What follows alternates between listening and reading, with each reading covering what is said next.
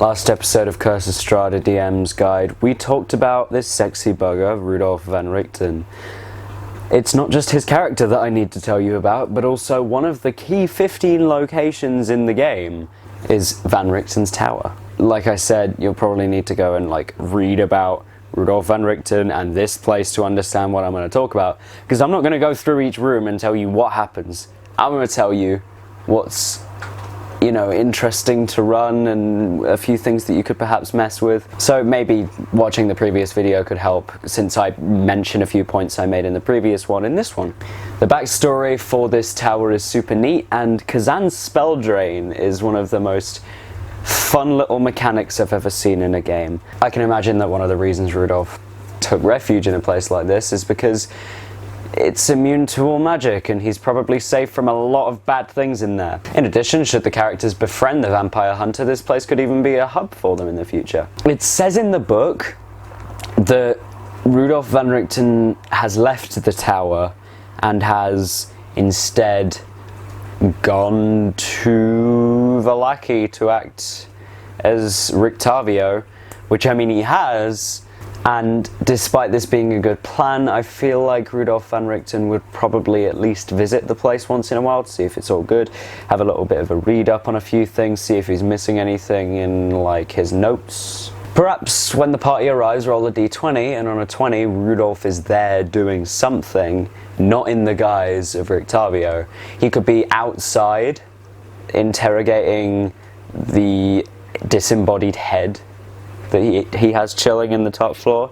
He could be reading, he could be inspecting the weird ass wagon outside of his place that he has no idea about. He could be doing a few things. Now, this place is extremely dangerous for your typical murder hobo party, where they just want to hit everything and push through the puzzles, and because there's one puzzle in here that's fucking lethal. There's the potential for a young blue dragon encounter to happen.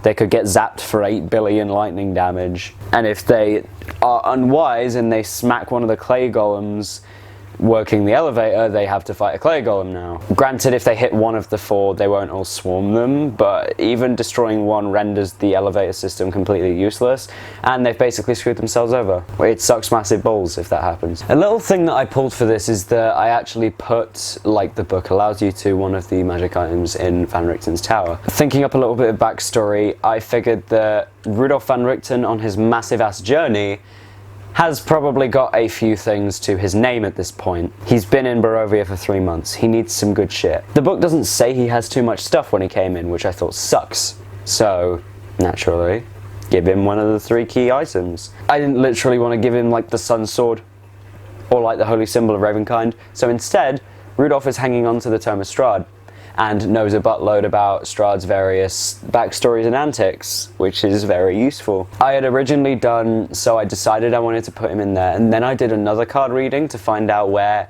he had been to retrieve that and get it to him. And it was Argynvostholt, which I might tell you about in another video, or at least talk to you about. And now, put the magic item in the little slot in the wall so that the animated armor can open it up. This is a way of giving Rudolph a better presence in Barovia and making him more of a threat to Strahd, because one of his 3 key objectives is getting Rudolph van Richten.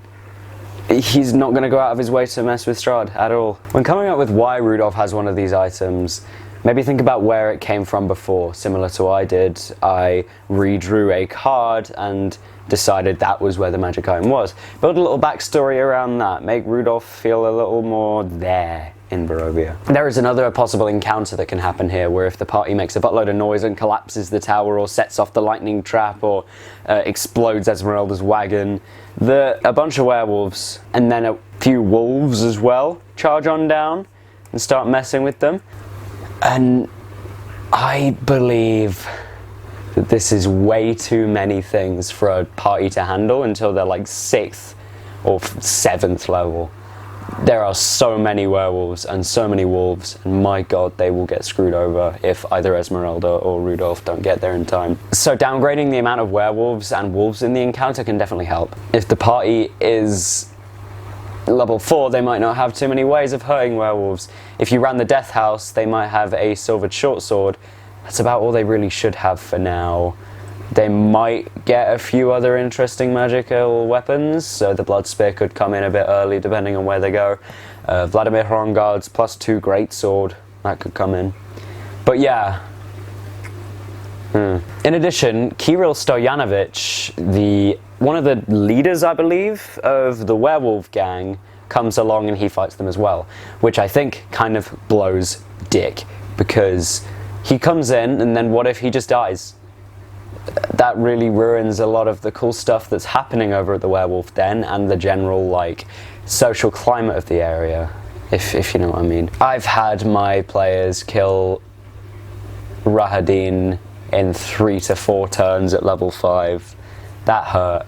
Cheers for watching this one, folks. In the next episode, I'll talk about someone who's pretty connected to this whole thing with Rudolph van Richten and the Tower, Esmeralda Davenir, the most badass chick to ever grace Barovia, except maybe Irina herself. Like, subscribe, hit the bell, comment. Maybe ask for a video that you want to see next, because we might even read the 1 or 2 comments that get put in our comment section all the time. Yeah. Maybe, who knows, we backlog these videos and we might be super famous by now. Probably not. Probably not. Probably not. I'm just being optimistic. Thank you, Discord.